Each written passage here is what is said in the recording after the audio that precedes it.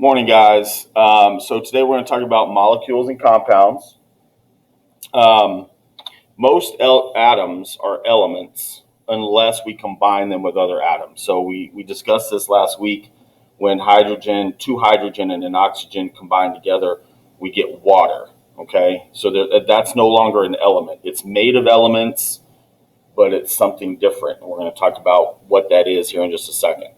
So if you just see one symbol by itself, like H or H2, that's an element.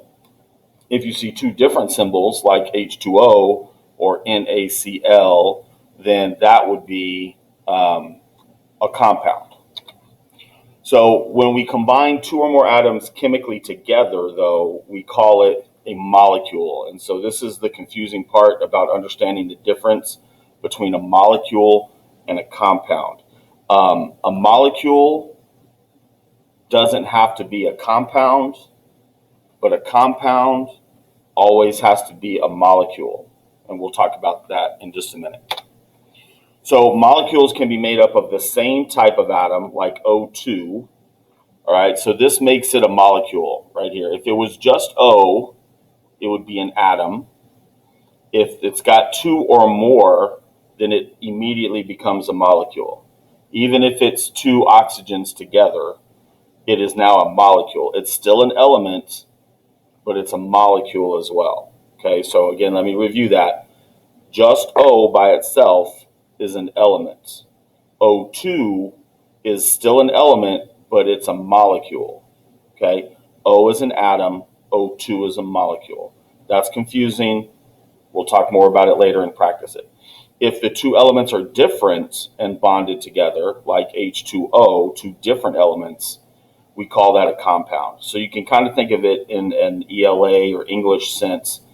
If you made the comment, I went to the store, that's one sentence. I bought a Pepsi, that's another sentence. So by themselves, they can stand alone as individual sentences.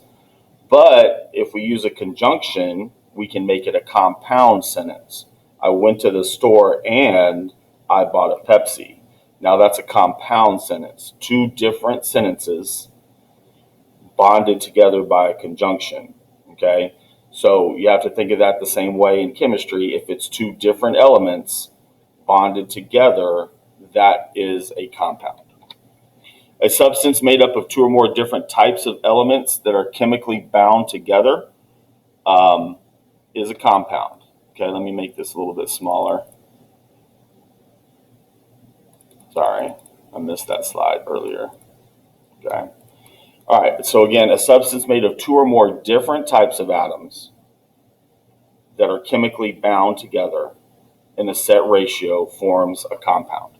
Okay, so a compound is always a molecule because there's more than one atom, but a molecule isn't always a compound. All right. Okay, a force that holds the molecules, man, it was a rough morning this morning. A force that holds molecules together is called a chemical bond. Let's make this smaller. Sorry about this. So a force that holds together molecules or compounds together is called a chemical bond. Okay. Properties of a compound are totally different than the properties of the individual elements that make it up. So carbon is like charcoal, and oxygen is a clear gas. But if you combine carbon and oxygen together, then you get carbon dioxide, which becomes a poisonous gas. And that's the gas that we breathe out during respiration. A chemical formula uses element symbols and subscripts to show the ratio of elements in a compound. So we kind of talked about this yesterday. Chemical formula is basically a shorthand version of all of the elements and atoms that are in a compound. A substance made of two or more different types of atoms or elements that are chemically bound together in a set ratio forms a compound. So for example, salt is one atom of sodium and one atom of chlorine. Carbon dioxide is 1 atom of carbon and 2 atoms of oxygen. Glucose, which you should remember from last year in 7th grade in the discussion about photosynthesis, is made up of 6 carbons, 12 hydrogens, and 6 oxygens.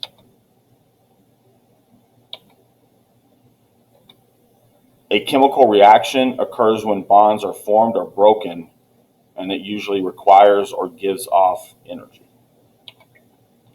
All right, so some of the important vocabulary for today's assignment. Assemble is what identifies the elements that make up the compound. So down below you see Fe for iron, H for hydrogen, Cl for chlorine.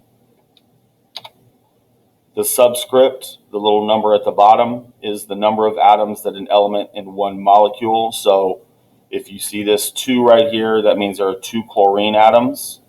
This 2 does not apply to the Fe, it only applies to the Cl. And this 2 here tells us there are 2 hydrogen atoms. If you see a big number in front, that's called a coefficient, and that's the number of each of the molecules. So again, we showed this yesterday.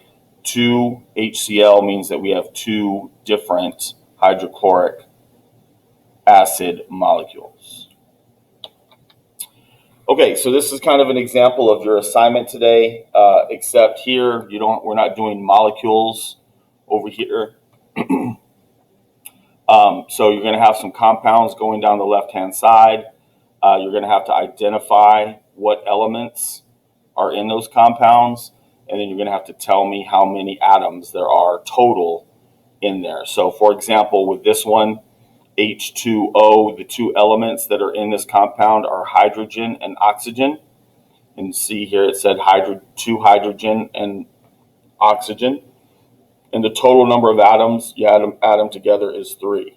So 2 plus 1 equals 3.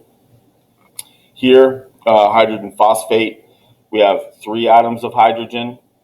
Phosphorus, there's 1, and there's 4 oxygens. I know it doesn't look very good on this, but there are 4 oxygens here. So if we add these together, this is 4 plus 1 plus 3 equals 8. Okay, we'll go over a little bit more of this in class. I just wanted to kind of give you this quick video to kind of introduce the topic in case you didn't get this information from the notes. All right, guys, have a great day.